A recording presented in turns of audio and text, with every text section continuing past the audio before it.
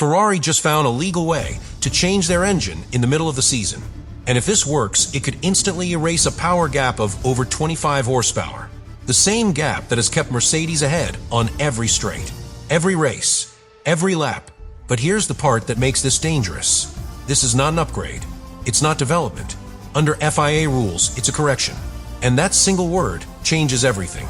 Because if Ferrari proves their engine has a structural issue, they are allowed to introduce a completely new version, mid-season, legally, no penalties, no delays, and no other team prepared for this. Which means while everyone else is optimizing, Ferrari might be about to reset the entire performance order. And if that happens, Mercedes doesn't just lose an advantage, they lose the one thing that made them untouchable. At first, this sounds impossible, because in Formula One engines are locked. Development is restricted. Every manufacturer is frozen into the concept they started the season with. No major changes, no redesigns, no second chances. That's the rule everyone believes in. And that's exactly why this is so powerful. Because Ferrari didn't break the rule.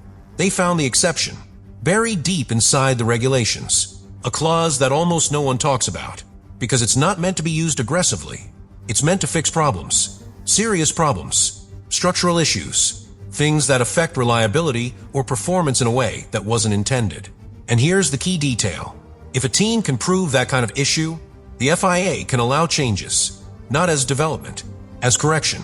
And that single distinction changes everything, because development is restricted, correction is not. Now think about Ferrari's situation. They are not just slightly down on power. They are losing performance exactly where it hurts most, on the straights, under full deployment, where Mercedes is strongest, and the data is clear. The deficit is not random. It's consistent, repeatable, structural, which means Ferrari can build a case. Not that they want more power, but that something in their current engine is not behaving as intended. And that's a completely different argument, because if they prove that, they unlock something no other team is expecting. The ability to introduce a revised engine, mid-season, legally, without calling it an upgrade. And here's where it becomes dangerous, because Ferrari is not starting from zero. They already know where the problem is. They already understand the limitation. And more importantly, they already have a direction for the solution, which means this is not a long-term plan. This is already in motion, quietly, behind the scenes. And while other teams are still optimizing what they have, Ferrari could be preparing something entirely different. Something that doesn't just improve performance, but removes the one limitation everyone has been exploiting. And if that happens, the entire competitive order is built on an assumption that no longer exists. But here's where this stops being just a clever interpretation of the rules and starts becoming a strategic weapon, because most teams see regulations as limits, boundaries, things that stop you from doing more. Ferrari is looking at them differently, as opportunities, as pathways, as tools. And that shift in mindset is what makes this so dangerous, because while everyone else is asking, what are we allowed to improve?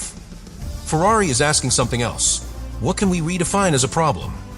And that question changes everything, because if you can redefine the issue, you can redefine the solution. And suddenly, you're no longer restricted by development rules. You're operating under correction rules. Now think about what that means in practice. Mercedes has built their advantage around stability. A powerful engine, efficient energy recovery, consistent deployment, everything optimized within the limits. But those limits assume one thing, that no one can suddenly change their engine architecture mid-season. That assumption is exactly what Ferrari is attacking. Because if Ferrari introduces a corrected engine, one that fixes their structural limitation, Mercedes doesn't just lose a margin, they lose predictability. Because up to now, they know exactly where Ferrari is weaker. They can plan around it, defend on the straights, attack in specific zones, control the race, but remove that reference point, and the entire balance shifts. Because suddenly, Ferrari is no longer the car you manage. It becomes the car you react to, and reacting in Formula One is always slower than controlling. But here's the deeper layer, because this is not just about power. It's about when the power appears. Because Ferrari's current issue is not only peak performance, it's degradation. Power that fades over stint. Performance that drops when temperatures rise. And if the new specification eliminates that, then Ferrari doesn't just gain speed. They gain consistency. And that's even more dangerous, because now their performance doesn't spike. It holds, lap after lap, stint after stint, which means the moment where Mercedes used to pull away disappears, and instead, Ferrari starts gaining, later in the race, when it matters most. But here's the part nobody is talking about: timing, because Ferrari is not rushing this. They are aligning it with aerodynamic updates, with energy deployment changes, with the evolution of the car. So when this correction arrives, it doesn't come alone. It arrives as part of a complete package, and that's when it stops looking like a fix and starts looking like a transformation. The kind that doesn't give rivals time to respond. The kind that forces them to question everything. And that's why this FIA rule matters so much. Not because it allows a change, but because it allows a surprise. A legal, calculated, perfectly timed surprise. And if Ferrari executes this correctly, then the moment that engine hits the track, the question won't be how much they improved. The question will be, why nobody realized this was even possible in the first place? And this is where the real impact becomes impossible to ignore.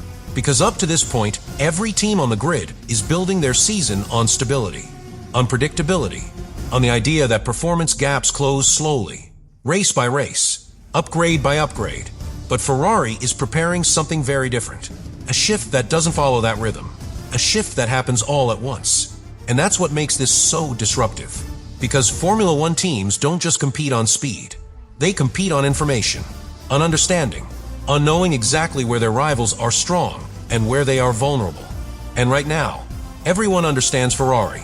Strong in corners, weak on straights, manageable over a race distance. That's the model.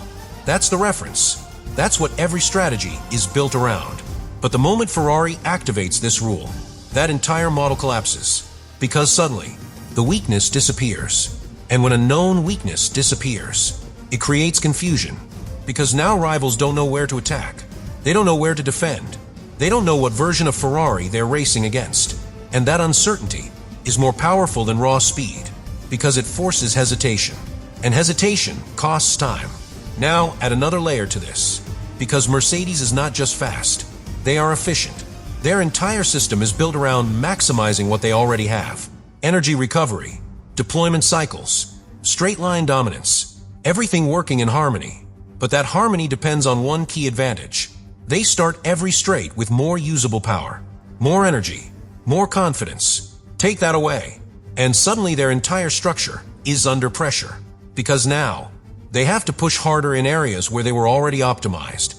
And when you push beyond optimization, you introduce risk, thermal stress, energy imbalance, strategic compromises, small cracks. And in Formula One, small cracks become big problems very quickly. But here's the most important part of all this. Ferrari doesn't need to surpass Mercedes everywhere. They only need to remove the one advantage that defines them. Because once that gap is gone, Ferrari's strengths take over. Better tire management, more stable race pace, stronger performance in technical sectors. All the things that were already there, just waiting. And that's why this FIA rule is not just important. It's decisive, because it doesn't create a new Ferrari. It reveals the one that was already hidden underneath, the one that couldn't fully exist because of a single limitation. And once that limitation is removed, there's no gradual transition, no warning signs, no slow buildup, just a moment where everything looks different. And when that moment arrives, it won't feel like Ferrari improved. It will feel like Mercedes suddenly lost control. And the most uncomfortable question for every team on the grid will be this. If this was always possible, how did nobody move first? And this is where everything finally leads to one unavoidable conclusion. Ferrari is not just trying to catch Mercedes. They are trying to trap them. Because think about the sequence. First, they accept the limitation. They run 3 races knowing exactly where they lose. They collect data. They observe patterns. They let every team in the paddock build confidence around that weakness. They let Mercedes believe the advantage is stable, predictable, untouchable, and only then they prepare the move, quietly, legally, and perfectly timed. Because this FIA rule is not just a loophole, it's leverage. It allows Ferrari to wait until the exact moment where the impact is maximum. Not early in the season, not when everyone is still experimenting, but later, when concepts are locked, when development paths are already chosen, when changing direction becomes almost impossible. And that's when it hurts the most. Because if Ferrari introduces this corrected engine at that point, Mercedes cannot respond quickly. They cannot redesign their architecture. They cannot suddenly find extra power. They are forced to adapt with what they already have. And that's a losing position. But here's the detail that makes this even more brutal. Ferrari doesn't need to dominate immediately. They only need to shift the balance. Just enough. Because once the straight line deficit is gone, even partially, the rest of the car takes over. The tire life, the consistency, the ability to push longer. And suddenly, the races that used to slip away in the final laps start coming back. And that's when pressure builds. Not on Ferrari, on Mercedes. Because now, they are the ones being chased. They are the ones being questioned. They are the ones forced to react. And in Formula One, the moment you switch from control to reaction, you are already behind. Now imagine that scenario playing out over multiple races. Ferrari closing in.